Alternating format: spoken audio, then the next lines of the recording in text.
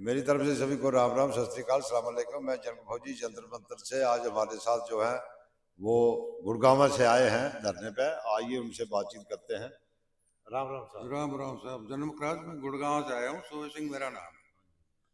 और मैं तो बहुत पहले से जो अपना ये मेजर जनरल यहाँ पर आते थे उनमें भी आया था, और बाद में भी कई पार्टियां देखी, पर मेरे को लास्ट में डिसीजन यही निकला कि इस धरने को या इस मिशन को सिर्फ जो सबका संघर्ष समिति है यही पार लगा सकती है। और मैंने सभी को छोड़ के मैं सबका समिति का ही समर्थन करता हूँ। और जब भी मेरे को टाइम होता है तो मैं यहाँ आता हूँ, घंटा 2 घंटा ठहरता हूँ, क्योंकि मेरी तबीयत ठीक नहीं रहती, फिर भी बच्चे मेरे को छोड़ जाते हैं तो बहुत अच्छा लगता है इनके साथ बैठ के। इनका मिशन भी बहुत अच्छा है। और मैं तो ये कहता हूँ कि यहाँ आओ, इनका सहयोग करो। ये किसी से कुछ मांगते नहीं है, आप लोगों के लिए लड़ रहे हैं। मैं जिस कॉलोनी में मैं रहता हूँ new Palam Vihar, near about 250 ex serviceman है, और मैं बहुतों को मोटिवेट करता हूँ। लेकिन बस ये सोच के कि सबका होगा तो हमारा भी हो जाएगा, लेकिन कुछ नहीं होता। एक भिवानी डिस्ट्रिक्ट में गांव है जनकराजी रूपगढ़, और उसमें हर घर में एक सैनिक। बार बार उनको कई बार फोन करता हूँ, पहले रहता था मैं, जमीन भी हमारी, लेकिन नहीं, कोई नहीं सरकता। अरे मैं कहा आ जाओ, हफ्ते में एक बार आ जाओ, महीने में एक बार आ जाओ। तो उससे क्या, जो आदमी यहाँ बैठते हैं इनका मोटिवेशन होता है, और मोटिवेशन से ही विजय प्राप्त होती है। इसलिए मैं लास्ट में यही कहूंगा कि साथियों, इनका साथ दो, थोड़ा सा कोऑपरेट करो इनसे। बाकी अतु फतु की कई पार्टियां घूमती हैं, जो ये कर देंगे, आपको ये दिला देंगे, वो दिला देंगे, 5,000 रुपए दे दो, 10,000 रुपए दे दो, और खा के नचीत। होना कुछ नहीं है, होगा और फाइनली होगा तो सिर्फ ये सबका समिति ही पार घेर सकती है। बाकी तो मेरे को किसी में 2 दाने दिखाई नहीं देते। इतना ही कह के मैं समाप्त करता हूं कि सभी जब भी टाइम मिले यहाँ आओ और इनको प्रोत्साहन करो। कुछ ना कुछ जानकारी आपको मिलेगी यहाँ। धन्यवाद। रमेश जी राम राम। नमस्कार सर। सर आप बताइए। जय हिंद जय भारत। सर मैं सबसे पहले तो जो कल की हमारी बहुत बड़ी कॉल है 1 जनवरी की रेल रोको की, उसके लिए सभी सैनिकपुर भाइयों से आज आखिरी बार मेरा निवेदन है कि बढ़ चढ़कर हिस्सा लें। अगर अभी नहीं तो कभी नहीं। देश में जहां भी आपको मौका मिले वहां पर रेल रोकने के पूरे समर्थन दें और रेल रोकें।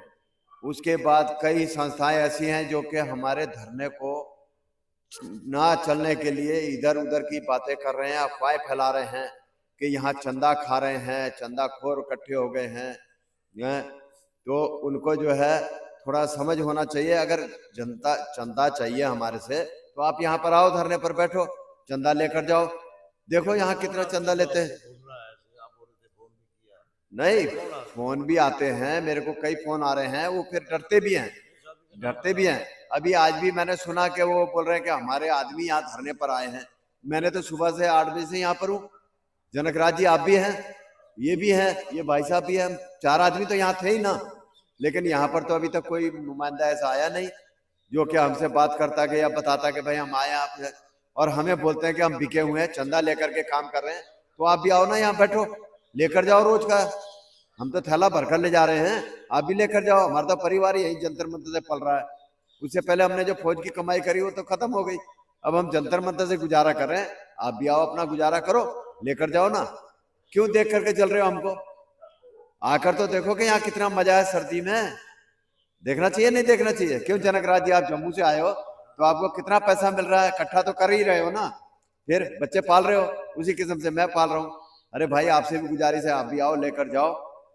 और इससे ज्यादा तो मैं इन बंदों को क्या बोलूं। अच्छा, कल जो है वो 1 तारीख है और रेल रोकने का प्रोग्राम है, तो उसके बारे में आप सर मैं सभी को सबसे पहले यही मैंने आंदोलन किया है, वो आपको आवाज उठाई है कि ज्यादा से ज्यादा इस आंदोलन में हिस्सा ले। जैसे कि हमारे केरला से कल खबर आई है कि वहां पर जो है सभी आदमी कल रेल रोको में बढ़ चढ़कर हिस्सा ले रहे हैं, और वो 15 तारीख तक पूरे केरला में काले बिल्ले लगा करके रहेंगे, चाहे वो CSD कैंटीन जाएं या बाजारों में जाएं, कहीं भी मतलब निकलेंगे घरों से तो उनके परिवार सहित सब काले बिल्ले बनाए उन्होंने, काले बिल्ले लगा करके ही निकलेंगे। उसी किस्म से हम पूरे भारत को गुजारिश करता हूं हाथ जोड़कर कि जो भी सैनिक है, अभी सवेरे मुझे प्रतापगढ़ से ही फोन आया था कि हमारे 1500 फौजी हैं, हमको सिर्फ ये जगह बताओ कि हम कहाँ कहाँ जाएं। तो मैंने उनको यही बोला कि आप थोड़ा सा और 2-4 घंटे इंतजार करो, आपको बताएंगे, आप अपने इलाके में ही कहाँ कहाँ रेल रोकने का इंतजाम है वो आप कर लो और हम आपको बता देंगे कि भाई इतने बजे से इतने बजे तक आप शुरू हो जाओ। ठीक है जी राम राम सर। आप नमस्कार सर। सभी सैनिक परिवार को और आम पब्लिक को नमस्कार। और आज 2023 का लास्ट दिन है, कल से 2024 शुरू होने वाला है और हमारे धरने को 11 महीने खत्म होने वाले हैं, 11 महीने खत्म हो गए हैं। बाकी सभी को मालूम है कि हम किस लिए यहाँ पे बैठे हुए हैं। जो हमारे को सैनिकों के नाम पर OROP देने का काम किया, लेकिन वो काम जो है वो सिरे नहीं चढ़ा, क्योंकि जो JCO जवान को OROP के नाम पर पैसा मिलना था वो OROP तो JCO जवान को नहीं मिला, जिसको अथराइज नहीं था उसको दे दिया गया। और ये गवर्नमेंट को भी पता है। PM साहब कहते हैं कि 90,000 करोड़ रुपया जो है OROP का हमने अलॉट कर दिया, लेकिन वो 90,000 करोड़ इतनी बड़ी रकम वो कहाँ गायब हो गई? क्योंकि पूर्व सैनिकों को उसका अलाउंसेस तो मिला नहीं, ना तो उसका एरियर मिला। नंबर 1 OROP में थोड़ा बहुत किसी को 100, 150, 500, 800 रुपया इस तरीके से मिला था, लेकिन OROP 2 जब आया तो उसमें JCO रैंक को तो बिल्कुल आउट कर दिया, हवलदार को भी आउट कर दिया। जो वहां से 24 या 26 साल करके आया है उसको भी आउट कर दिया उसमें से। तो वो पैसा कहाँ गया? तो ये गवर्नमेंट आई थी भ्रष्टाचार को खत्म करने के लिए, तो भ्रष्टाचार तो इनके नाक के नीचे हो रहा है। खुद PM साहब कह रहे हैं कि 90,000 करोड़ रुपया दे दिया, वो 90,000 करोड़ रुपया कहाँ गया?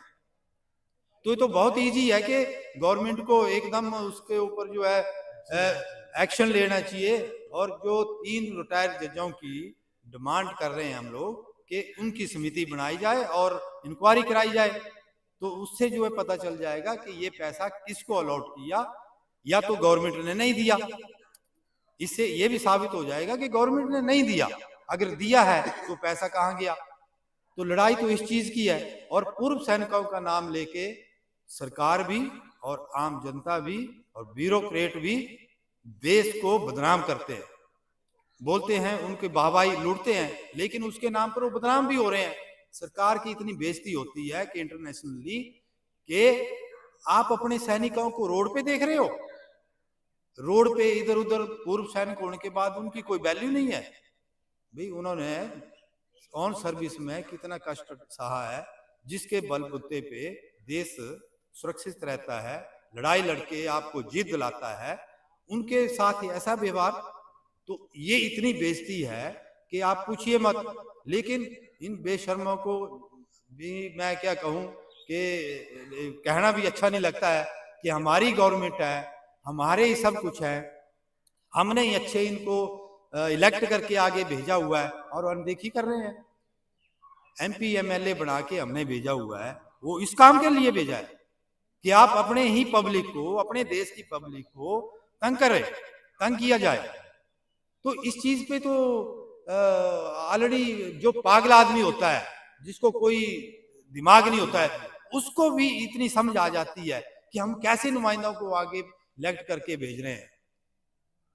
तो ये बड़े बेशर्मी की क्या बोलते हैं इसको, बेशर्मी की बात है कि हद होती है कि ऐसा ऐसा हमारे देश में हो रहा है। और जिसका गुणगान गाते हैं कि हमारे देश के सैनिक वर्ल्ड में सबसे नंबर 1 पे है, तो उस नंबर 1 का तो आप बेइज्जती कर रहे हो। जब हमारी देश का हर जगह गुणगान होता है कि हमारी सेना जो है नंबर 1 है और पूरे वर्ल्ड में जो है ये कर सकती है, तो उसकी तो आप खुद ही देश के अंदर बेइज्जती कर रहे हो।